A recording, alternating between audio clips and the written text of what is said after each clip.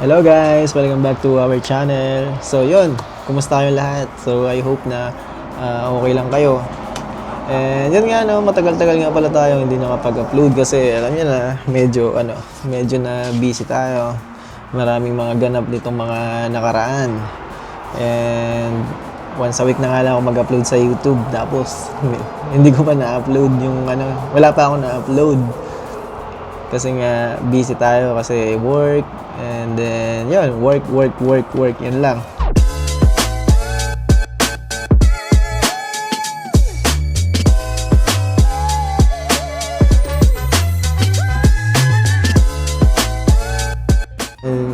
Ang vlog na to is para magbigay ako ng update regarding nga pala doon sa aming work permit reapplication. So, medyo balik lang tayo ng konti, no? Para sa mga bago dito sa channel ko. No, kasi medyo dumami na rin followers natin, no? Thank you sa mga subscribers. Naka 401 subscribers na po tayo as of today. So, maraming salamat sa suporta at panonood po. At yun nga, medyo balik tayo, no? Kami nga pala ay temporary foreign workers dito sa Canada.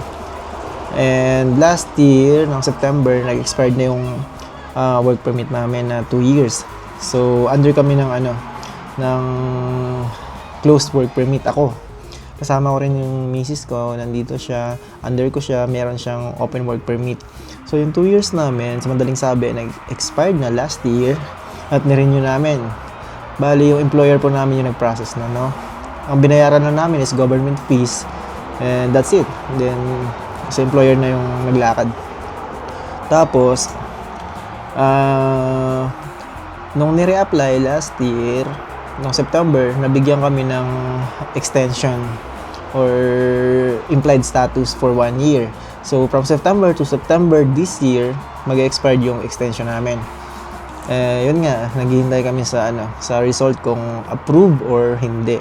Yun nga, may good news tayo mga idol, no? Good news tayo.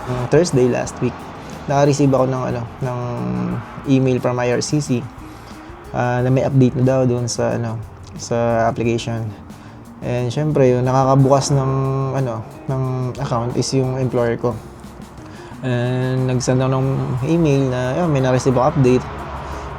And then nung Monday, kinonfirm niya sa akin na yun nga, congratulations, approve na yung work permit ninyo. Na-approve kami ng April 14.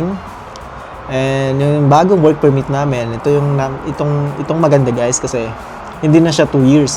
So, ang nabigay sa amin, 3 years na work permit from 2026 up to 2029. So, di ba? Napakaganda ng pasok ng taon. Maganda yung blessing. 7 months kami naghintay bago kami na approve na magstay pa nga dito.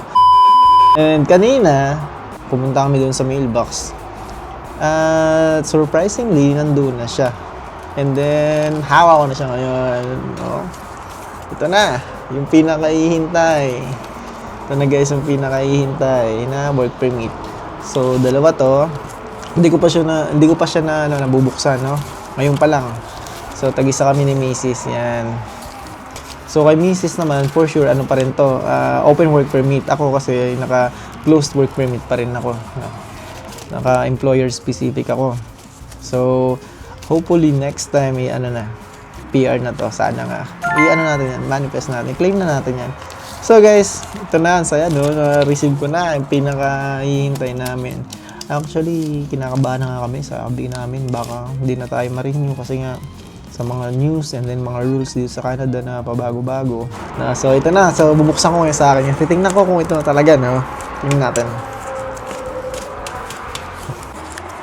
So, pupunitin natin dito banda.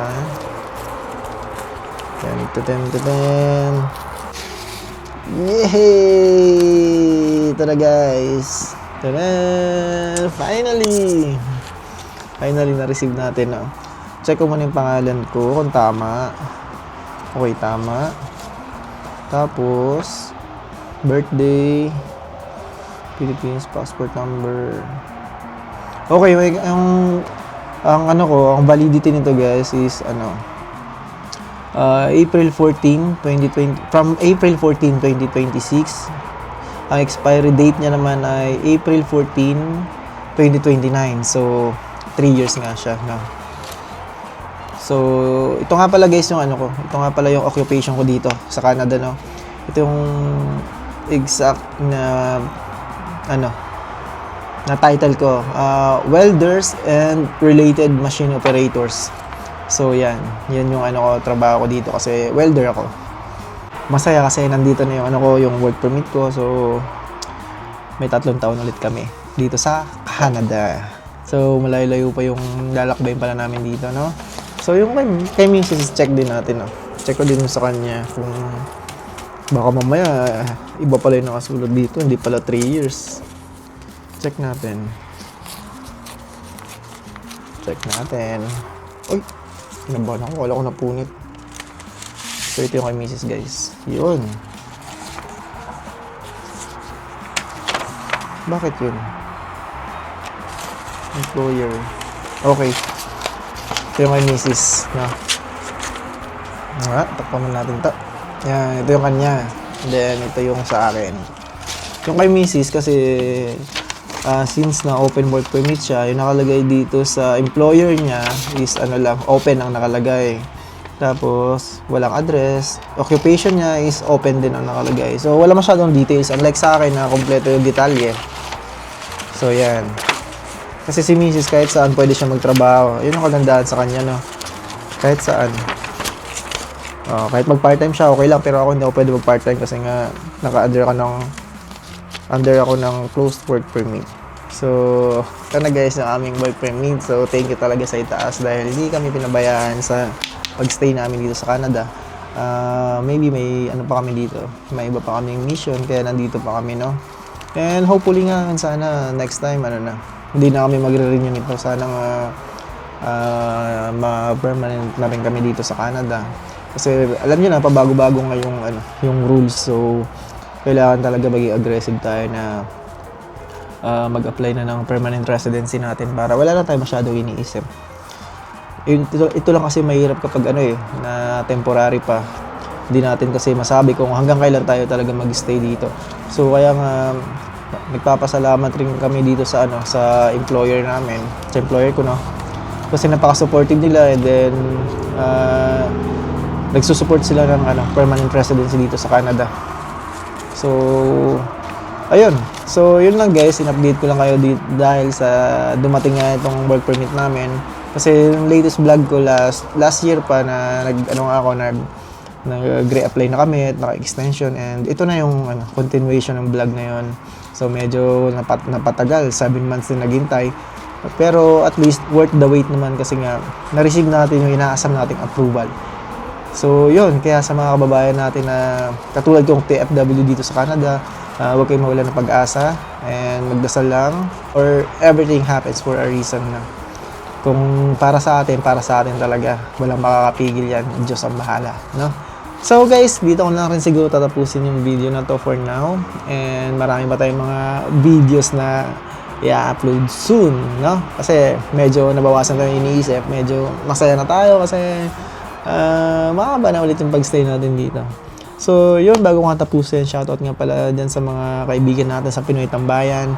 Hindi ko na kayo maisa-isa, basta guys, supportahan yung Pinoy Tambayan, no? At ang mga kasama rin natin mga vloggers dyan. So, shoutout sa inyo lahat. And yun na lang, nandito na lang and see you in my next one. Bye!